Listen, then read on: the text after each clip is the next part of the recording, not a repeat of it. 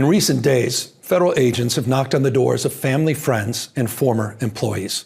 Not because they found a crime, because they're simply trying to find one.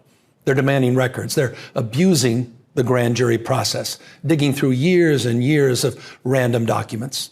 Donald Trump isn't just coming after me because of my mean tweets. He's coming after me because I'm considering running for president, because he hates that I've consistently called him out over and over again for his lies and deceit. Donald Trump is simply the most corrupt president in American history. He's turned the levers of government into his own personal power ministries to reward cronies and to try to jail his opponents. His personal attorney now runs the Department of Justice, which has repeatedly gone after his political enemies. Ask Jerome Powell. Sent them after James Comey, Trish James, Adam Schiff. He sent them after Tim Walz, and a woman that a jury found Donald Trump had sexually abused. One by one, anyone who has challenged Donald Trump has ended up on his hit list. And today, I proudly join that list. After calling for my arrest last year, Donald Trump directed his Department of Justice to investigate me. And just in the last week, I've learned that his campaign has reached my own home. To get me, he's coming after my wife, Jen, a public servant, a woman who's dedicated her life to supporting women and girls, someone who has done nothing wrong other than having the temerity to advocate for what she believes in. If they can't intimidate me, they'll go after the mother of our children. Donald Trump picked the wrong target. We have nothing to hide. His political operatives can take every record and read every page, but they'll be looking in the wrong place. Because if they really want to find corruption, look no further than 1600 Pennsylvania Avenue. Donald Trump is selling the presidency. He's running the largest cash heist in American political history, trading foreign tariff relief for approval of his golf courses, day trading behind the Resolute desk, reaping hundreds of millions of dollars in personal profit. And he's doing it openly. He's doing it on camera. He did it last night on the White House lawn.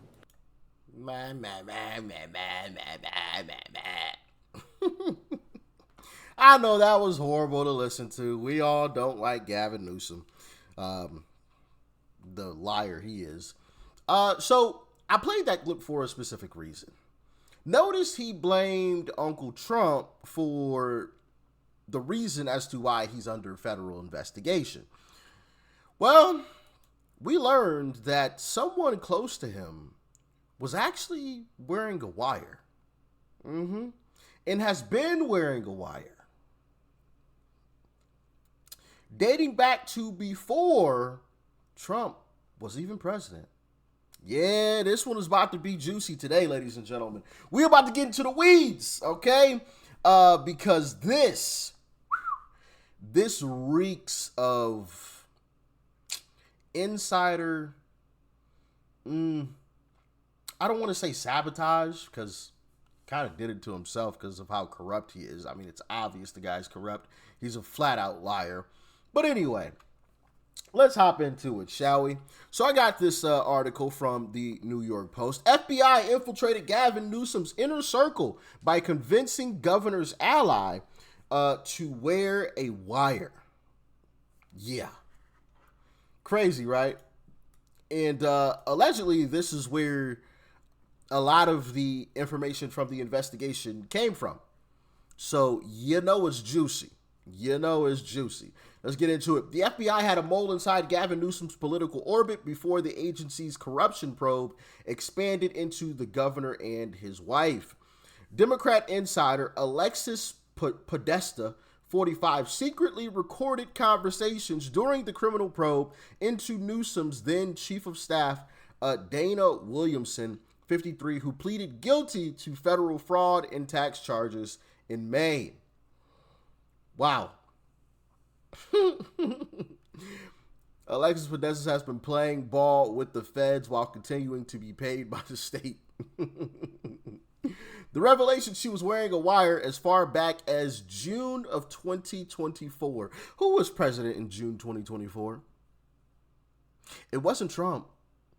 Yeah. Biden and Kamala Harris.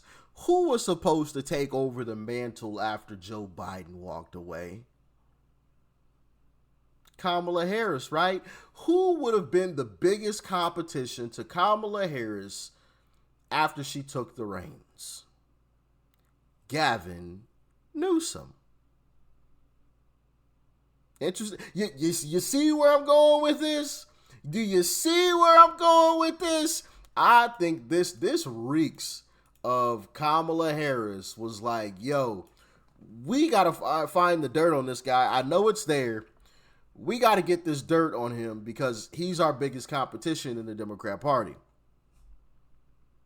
Yep. Back as far as June 24 explains why a swath of Sacramento political insiders and lobbyists were stunned to receive FBI letters last fall informing them that their phone calls had been intercepted during the investigation, despite many having little or no connection to Williamson. Alexis wore a wire and Dana did not, said McGregor, Scott Williamson's lawyer and a former U.S. attorney for the Eastern District of California, which is now investigating the Newsoms. The disclosure comes as Newsom announced last month that he and his wife, whose nonprofit has been burning through money in recent years, as well as members of the governor's inner circle, are under federal investigation. Within hours of that announcement, Newsom blasted out an email to raise money for Political Action Committee. Assemblymember Josh Hoover, Republican Folsom, told the Post he was among those who received one of the letters, even though he had never spoke with either Williamson or Podesta. A lot of people received letters essentially informing us that we were certain periods of time where the FBI was given access to follow phone calls, Hoover said. I don't know how this investigation works, but it sounds like they cast a pretty broad net across the Capitol community to see what they could find. Yeah, he's in trouble.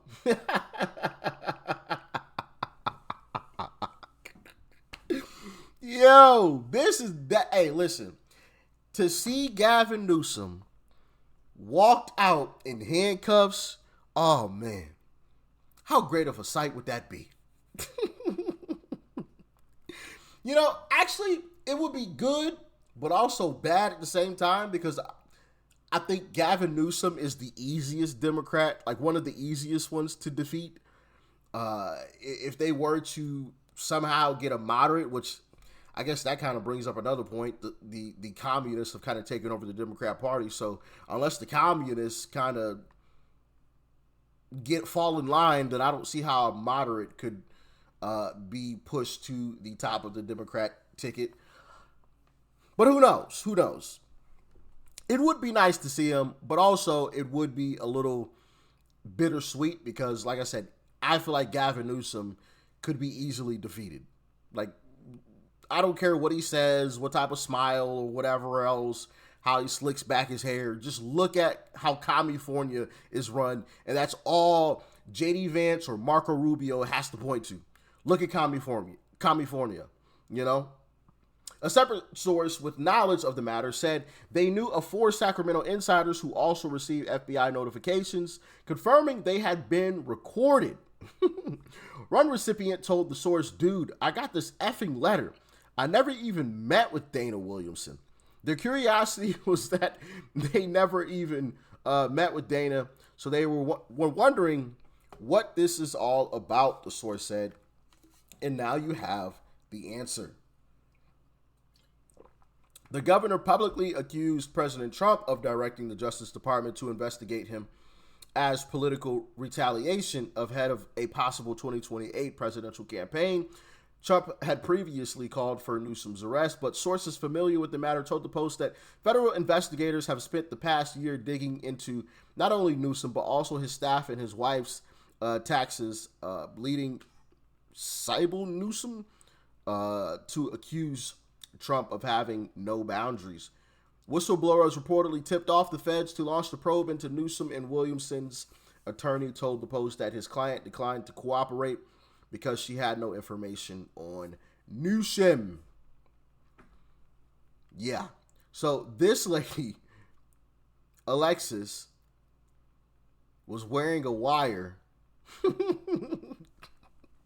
going around all of them. So they definitely got some information. They definitely have a whole lot of information on Newsom. And another thing is, this had nothing to do with Trump. So him coming out and blaming Trump is going to fall on deaf ears, like as it did before, when, as you guys saw in that very first clip. But when he's finally arrested, it's going to fall on deaf ears because Trump had nothing to do with the beginning of the investigation in the first place. This started under the Biden and Kamala Harris administration, and I personally think it was Kamala Harris that pushed this forth when she took over, or when she knew it was inevitable that she was going to take over. Because I can't remember exactly when it was that she kind of took over the party. I don't remember the exact months and days and whatnot, but I would figure June was pretty darn close, if not after she basically became the nominee. Because at first it was Joe Biden, which that was horrible for the Democrat Party, but I can't remember exactly when. So either after she took over or when she knew it was going to happen, I think she got in contact with some folks and like set this in motion. That's just my assumption. But as always, y'all can let me know how you feel about it. If you agree, if you disagree, why or why not? Let me know. Stay safe out there. Peace and love. I'm out.